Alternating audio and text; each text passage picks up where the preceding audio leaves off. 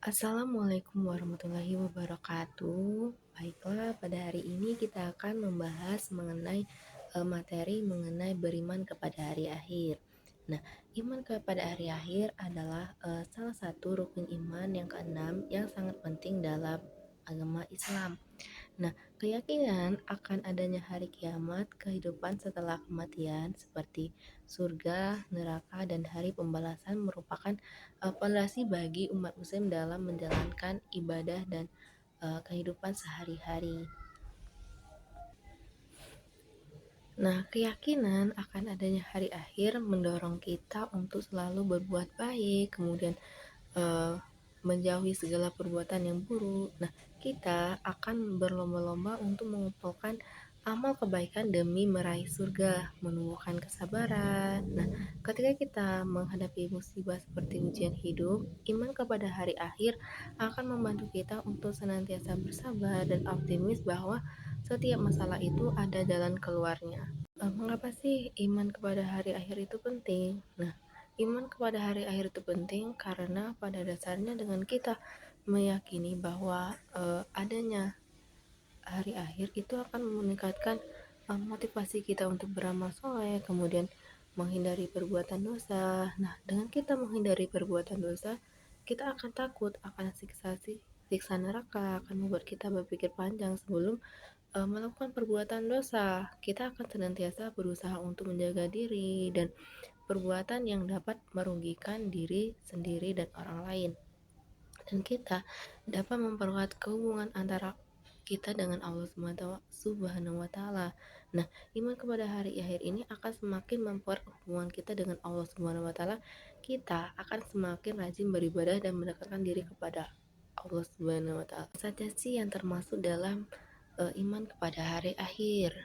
Adanya yang pertama yaitu iman kepada hari kiamat, yaitu kita yakin bahwa suatu saat nanti dunia akan hancur dan terjadi kiamat. Yang kedua yaitu iman kepada kehidupan setelah kematian, yaitu yakin bahwa setelah mati manusia akan dibangkitkan kembali untuk mempertanggungjawabkan seluruh amal perbuatannya. Yang ketiga yaitu iman kepada surga, yakin akan adanya tempat yang penuh kenikmatan bagi orang-orang yang beriman dan beramal soleh. Yang keempat yaitu iman kepada neraka. Iman kepada neraka yaitu yakin adanya tempat siksa pedih bagi orang-orang yang senantiasa berbuat dosa.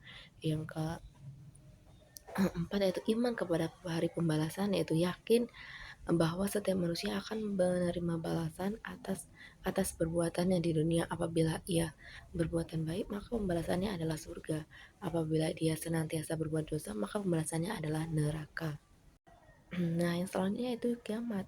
Kiamat ini dibagi menjadi dua, yaitu kiamat sugro atau kiamat kecil. Yang kedua yaitu kiamat kubro atau kiamat besar. Nah, kiamat sugro atau kiamat kecil adalah peristiwa kematian individu atau kelompok manusia. Ini berupa kematian seseorang, kematian suatu suku, bangsa, atau bahkan peradaban. Nah, ada pun contoh-contoh kiamat sugro. Yang pertama itu kematian, yang kedua bencana alam seperti longsor, banjir, yang ketiga dan lain-lainnya. Yang kedua yaitu kiamat kubro atau kiamat besar. Kiamat kubro atau kiamat besar adalah peristiwa hancurnya seluruh alam semesta ini dan berakhirnya kehidupan di dunia. Ini adalah hari akhir, adalah segala sesuatu yang diciptakan Allah Subhanahu wa taala. Setelah kiamat kubro, kehidupan baru akan dimulai, yaitu kehidupan di akhirat.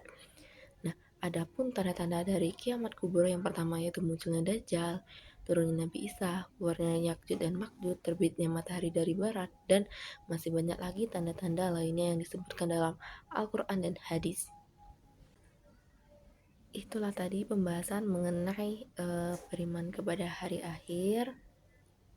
Nah, untuk itu adapun hikmah dari kita senantiasa mengimani hari akhir. Yang pertama yaitu meningkatkan keimanan, yang kedua menumbuhkan rasa takut kepada Allah Subhanahu wa taala dan menghargai hidup. Dengan kita senantiasa menghargai hidup kita yang sementara ini, kita akan lebih lagi menghargai setiap detik yang kita miliki dan berusaha untuk memanfaatkan sebaik mungkin.